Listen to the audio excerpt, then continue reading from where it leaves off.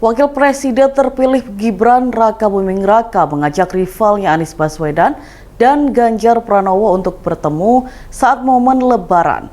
Terkait ajakan tersebut terdapat perbedaan sikap dan respon antara Ganjar dan Anies. Namun keduanya kompak soal belum adanya komunikasi dari pihak Gibran. Dikutip dari Tribun Solo, Ganjar menanggapi ajakan Gibran secara singkat. Respon singkat itu disampaikan Ganjar ketika open house di Tawangmangu pada Kamis 11 April 2024. Ia hanya mengatakan ajakan tersebut sangat bagus adanya. Hanya saja Ganjar mengatakan belum ada komunikasi dari pihak Gibran mengenai pertemuan tersebut. Mantan Gubernur Jawa Tengah itu berharap bisa bertemu dengan para tokoh yang mengikuti kontestasi Pilpres. Sementara Anies mengaku memilih waktu Lebaran bersama keluarga. Ia menegaskan bahwa momen Idul Fitri lebih baik tidak dipakai untuk membicarakan urusan politik. Namun sama halnya dengan Ganjar, Anies mengaku belum ada komunikasi dari pihak Gibran.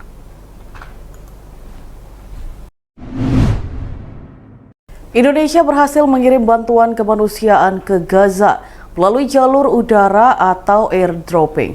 Rupanya pesawat yang digunakan untuk mengirim bantuan sempat melintasi Israel. Lantas inilah reaksi Israel saat mengetahui Indonesia mengirim bantuan ke Gaza. Dikutip dari tribunnews.com, seorang pejabat senior Israel menanggapi pengiriman tersebut. Pihaknya pun mengatakan bahwa Israel tahu sebuah pesawat Angkatan Udara Indonesia menjatuhkan bantuan kemanusiaan. Adapun bantuan kemanusiaan itu dijatuhkan pada Selasa 9 April 2024. Sejatinya tidak ada hubungan diplomatik antara Israel dan Indonesia.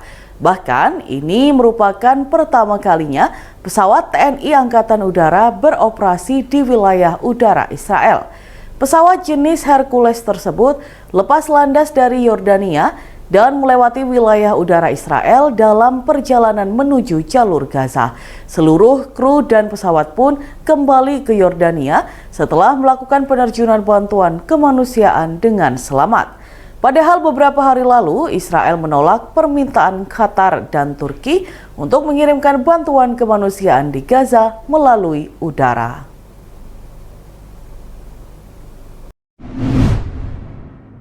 Sopir mobil Grand Max yang mengalami kecelakaan maut di tol Jakarta Cikampek KM 58 bernama Ukar Karmana adalah seorang warga Ciamis.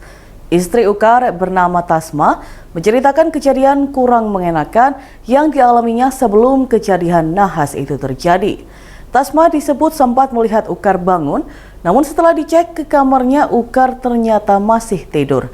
Kejadian penglihatan itu beberapa kali dialami oleh Tasma hingga akhirnya kabar duka tersebut datang. Ukar meninggal dunia bersama dua anaknya, Zihan dan Sandy. Selain itu, turut menjadi korban kecelakaan yaitu Rizky Prasetya yang masih saudara Ukar. Sri Nika selaku keponakan Tasma mengatakan bahwa Ukar sudah puluhan tahun menjadi sopir travel. Saat ini keluarga korban masih menunggu kepulangan jenazah.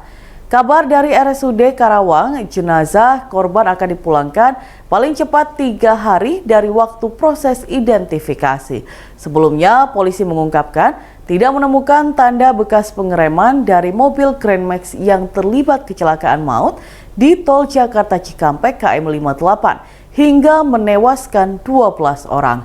Karopenmas Divisi Humas Polri, Brigjen Truno Yudo Wisnu Andiko menyebut hasil itu diketahui dari hasil penyelidikan melalui Traffic Accident Analysis oleh Korlantas Polri.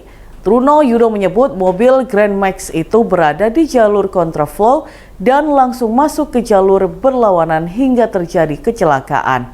Komite Nasional Keselamatan Transportasi atau KNKT menjelaskan penyebab kecelakaan maut di tol Japek KM 58 itu karena sopir kelelahan. Untuk itu ia mengimbau kepada seluruh masyarakat yang akan berkendara agar memastikan istirahat yang cukup. Selain itu, mobil Grand Max disebut kelebihan muatan. Seharusnya kapasitas penumpang 9 orang, namun pada kendaraan ini berpenumpang hingga 12 orang. Belum lagi ditambah dengan barang bawaan para penumpang. Hal ini disebut menambah ketidakstabilan kendaraan.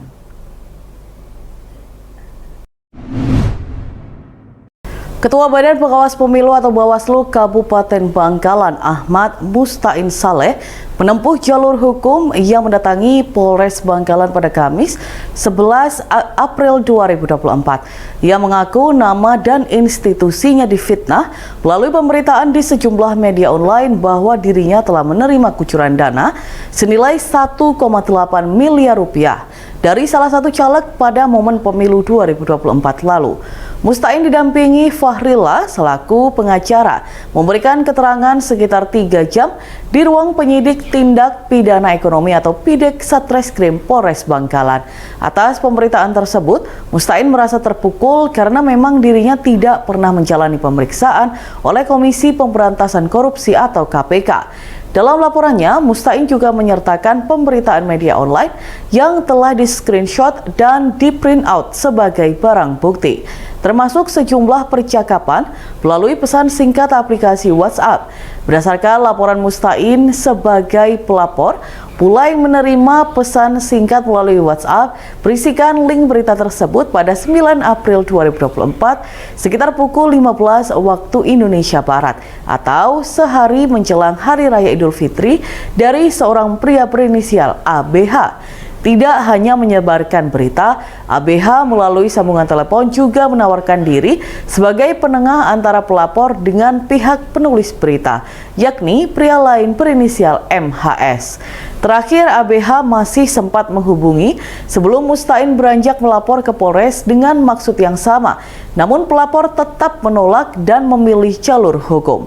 Sebelum melapor ke Polres Bangkalan, Mustain juga mencari data ke Dewan Pers terkait keberadaan media-media online yang telah memfitnahnya, termasuk nama MHS yang belakangan disebutnya tidak terdaftar dalam list di Dewan Pers.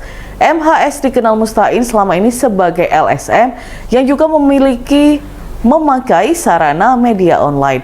Ia menambahkan, sebuah media pemberitaan dalam Undang-Undang Pers sudah jelas harus sebuah perusahaan yang berbadan hukum tunggal untuk urusan media pemberitaan.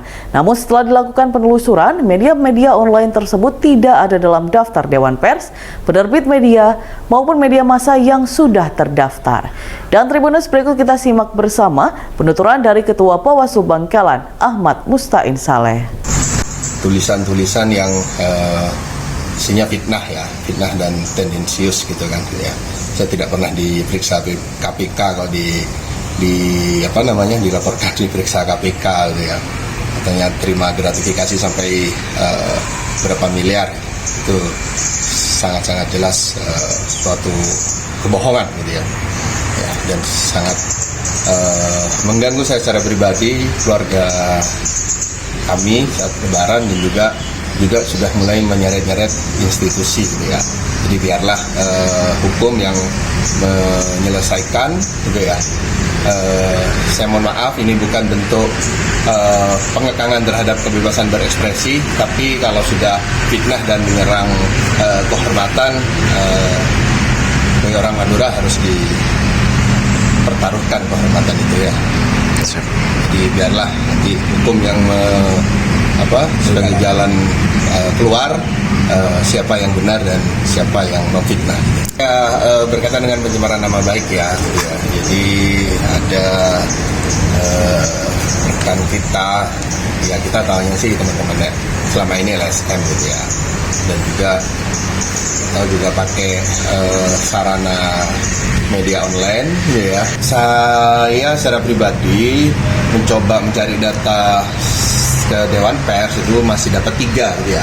Tapi masih ada sekitar 8 lainnya yang belum sempat kami cek dan recheck gitu ya. Jadi 3 media sementara yang kami laporkan. Di Undang-Undang Pers kan jelas perusahaan media itu seperti apa, perusahaan yang berbadan hukum tunggal untuk urusan media. Ya, setelah kami cek juga tidak ada di listing Dewan Pers penerbit media maupun media massa yang sudah terdaftar. Bahkan yang bersangkutan, yang informasinya selama ini ngaku wartawan kalau keliling Bangkalan, UPD Bangkalan, kami cek juga tidak terdaftar. Seorang sopir bus antar kota antar provinsi atau AKAP, yakni EA 31 tahun, positif sabu-sabu saat tes urin acak di Terminal Tipe A Gayatri Tulungagung pada Jumat 12 April 2024. Sopir bus trayek Blitar Lampung ini juga kedapatan menyimpan bong, yakni alat isap sabu-sabu. Pria asal Lampung ini akhirnya diamankan oleh petugas gabungan. Sementara 55 penumpang bus terpaksa harus menunggu bus dan sopir pengganti. Bus yang dikemudikan oleh EA juga diamankan untuk penggeledahan lebih lanjut. Kapolres Tulungagung AKBP Teku Arsya Kadafi menuturkan temuan ini bermula dari rem cek yang dilakukan Satlantas Polres Tulungagung, Dinas Perhubungan Kabupaten Tulungagung, Dinas Perhubungan Provinsi, Terminal Tipe A Gayatri Tulungagung, dan BNNK Tulungagung. Selain memeriksa kendaraan angkutan penumpang, petugas juga meminta semua awak bus menjalani tes urin. Tes ini untuk memastikan semua awak bus bebas dari narkotika, psikotropika, obat keras berbahaya maupun alkohol. Dari hasil tes urin, EA dinyatakan positif mengandung amfetamin dan metametamin, zat yang ada dalam sabu-sabu. Petugas gabungan kemudian melakukan penggeledahan kepada EA dan menemukan bong atau alat isap sabu-sabu. Bong itu disimpan dalam sebuah tas pinggang berwarna hitam yang disembunyikan oleh EA. Setelah diperiksa, EA mengaku 3 hari sebelumnya ia mengonsumsi sabu-sabu. Temuan bong dengan sisa sabu di dalamnya dijadikan barang bukti. Untuk proses hukum lebih lanjut, EA diserahkan ke Satres Narkoba Polres Tulungagung. EA diketahui mulai menjalankan bus dari Blitar dan mengambil penumpang lain di Terminal Tipe A Gayatri Tulungagung. Ia akan melanjutkan perjalanan ke Solo, Jawa Tengah dan akan diganti sopir lain. Selanjutnya, bus akan melanjutkan perjalanan ke Lampung. EA pun kini hanya bisa menangis sesenggukan sambil menutup wajahnya dengan tangan. Ia mengaku menyesal karena kedapatan mengonsumsi sabu-sabu. Dan Tribuners, berikut kita simak bersama penuturan dari Kapolres Tulungagung AKBP Teku Arsya Kadafi. Alhamdulillah hari ini kami dari Polres Tulungagung bekerjasama dengan BNN dan juga dari Terminal Bus Gayatri, kami melakukan kegiatan ramcek terkait dengan kesiapan kendaraan dan pengemudi. Ini merupakan perhatian kami dalam rangka kami memastikan bahwa seluruh pemudik yang melalui Terminal Bus Gayatri ini dapat kembali dalam keadaan aman, nyaman, dan berkesan dengan memastikan kesiapan bus maupun pengemudinya.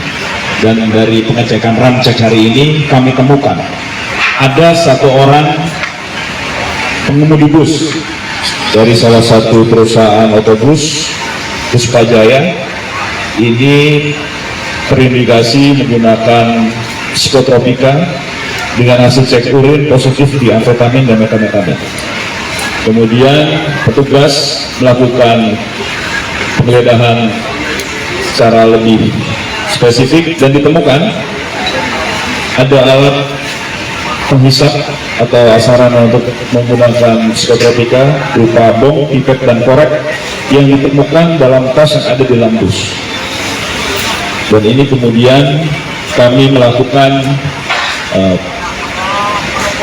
pemeriksaan lebih lanjut sehingga terkait dengan driver bus atas namanya ini untuk saat ini dengan alamat Kalianda Lampung Selatan kami amankan terlebih dahulu.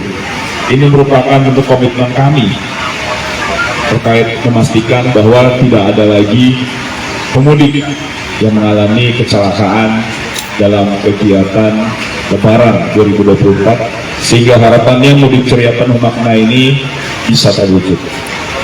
Dan ini merupakan upaya kemanusiaan kami menyelamatkan 55 orang penumpang bus dan juga masyarakat lainnya yang memiliki potensi menjadi korban kecelakaan yang berakibat fatal tentunya.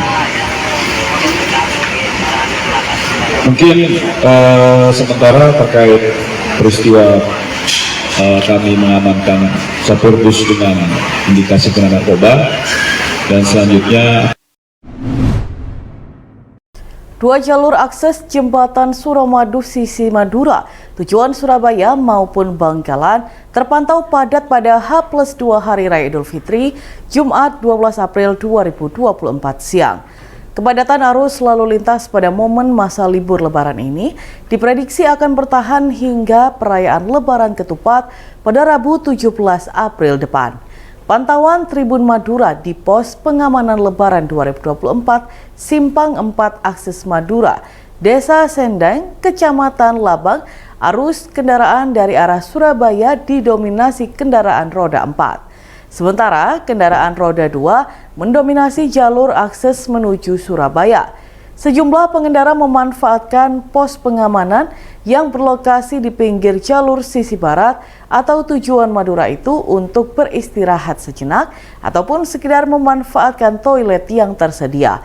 Terjadinya kepadatan arus kendaraan dari arah Surabaya dimungkinkan karena masyarakat dari luar Madura memanfaatkan masa libur panjang Idul Fitri yang akan berakhir pada 16 April 2024 mendatang.